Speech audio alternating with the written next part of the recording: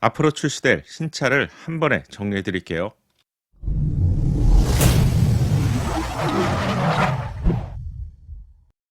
안녕하세요. 연목구름입니다. 올해가 시작된 지 정말 얼마 안 된 것 같은데 벌써 6월의 마지막까지 달려왔습니다. 거의 절반이 끝났는데요. 어떻게 생각해보면 다음 달부터는 절반이 새롭게 시작되는 것이죠. 어떤 영상을 준비할까 고민하다가 앞으로 곧 출시될 신차 소식을 준비했어요. 현대차 그룹에 있는 현대차 그리고 기아는 19년부터 정말 많은 신차를 쏟아붓고 있는 상황이죠. 올해도 전기차의 시작을 알리는 아이오닉 5와 기아의 EV6를 출시했고요. 사골에 사골을 넘어선 스타리아는 14년 만에 출시가 되었죠.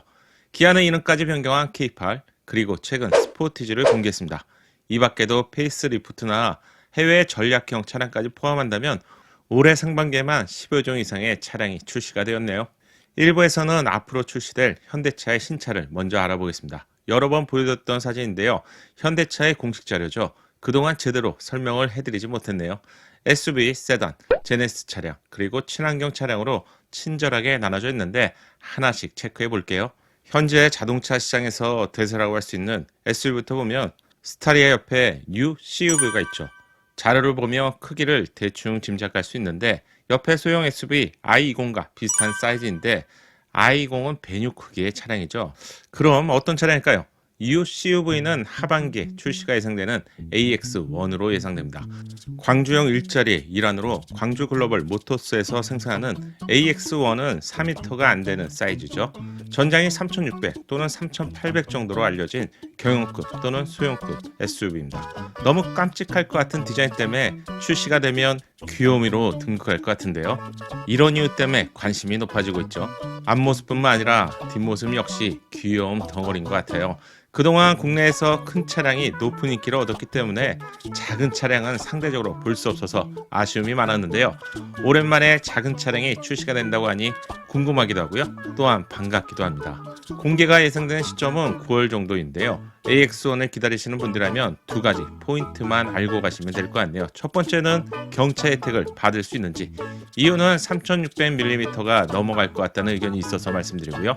또한 경차의 기준이 이번에 변경된다는 의견이 공존하고 있는 상황이기 때문에 만약 경차 혜택이 없다면 이 차량을 구입할 당위성이 크게 줄어들기 때문이죠.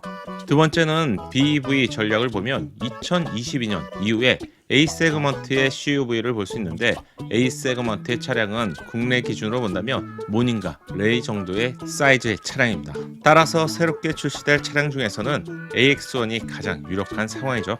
또한 자동차 부품 회사인 보그워너와 경차 생산을 위한 협약이 최근에 진행이 되었죠. 따라서 AX1은 올해 하반기에 공개가 되고 22년 또는 23년도쯤에 전기차로 출시될 가능성이 높아지고 있습니다.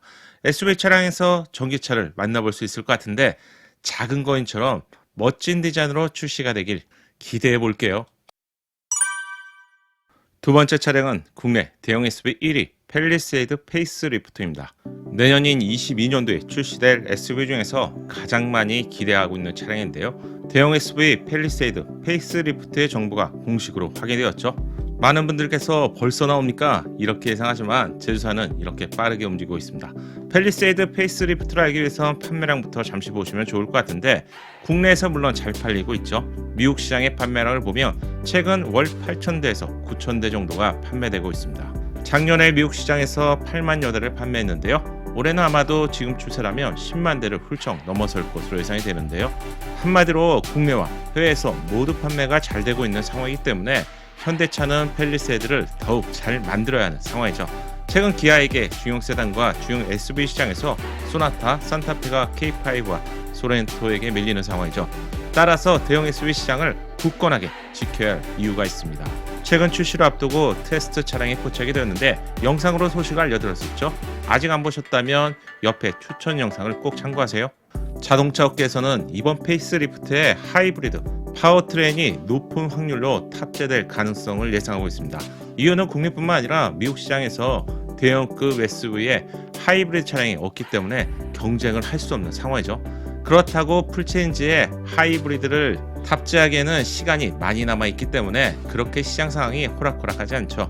따라서 하반기에 하이브리드 파워트레인이 테스트되고 페이스리프트 출시 시점에 공개될 가능성이 어느 때보다도 높다고 생각합니다. 하이브리드가 탑재가 된다면 연비에 대한 걱정이 크게 줄어들기 때문에 연비 때문에 시끄럽고 진동이 심한 디젤 차량을 구입할 이유는 상당히 낮아질 것 같은데요.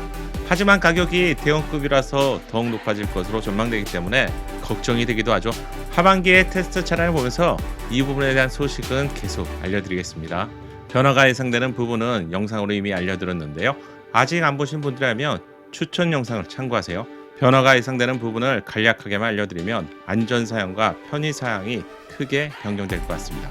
가장 큰 실내 변화라면 12.3인치의 디스플레이가 예상되고요. 좁은 주차장에서 차량을 편리하게 넣고 뺄 수 있는 원격 스마트 주차 보조와 같은 기능이 새롭게 제공될 가능성이 높아졌어요. 또한 1열뿐만 아니라 2열에도 전동 시트가 적용된다는 말도 들리지만 이 부분은 확인되지 않은 부분이라서 가볍게만 참고하시고요. 다만 산타페와 확실한 고급감의 차이를 두게 될 것 같네요. 참고로 산타페 풀체인지도 맥스크루즈 차량처럼 커질 것 같다고 알려드렸는데요. 향후 시장에서는 산타페와 팰리세이드의 크기 차이보다는 고급감의 차이를 두게 될 것 같네요. 외부 디자인의 변화는 크지 않을 것 같은데 풀 메이크업 수준이 아닌 화장을 조금 고친 수준으로 예상해 볼 수 있습니다.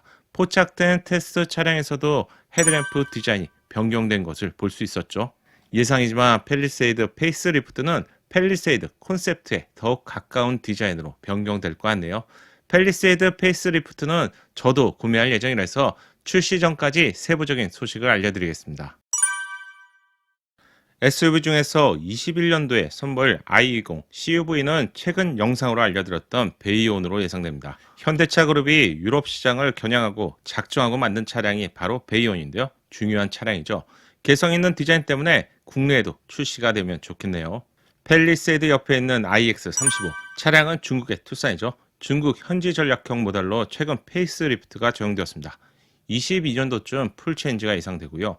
구형 투싼과 닮았지만 훨씬 강인한 느낌으로 현대차가 중국 시장을 무척이나 중요하게 생각한다는 점을 알 수 있는 차량이죠. 좀 세부적으로 알려드리다 보니 예상보다 영상이 좀 길어지는데요. 이번 영상에서는 세단까지만 알려드리겠습니다. 세단도 보시죠. 이번 주에 티저가 공개된 아반떼는 곧 출시될 것으로 예상합니다.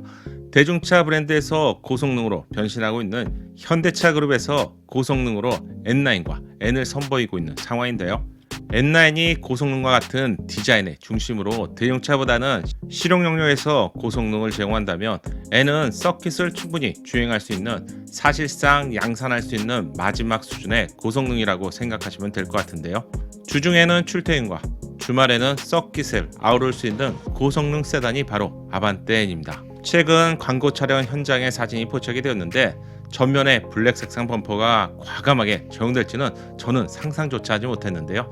하지만 이런 느낌이 기존 아반떼와 달리 파격적이고 과격하게 보이는데 이 덕분에 굉장히 멋질 것 같네요.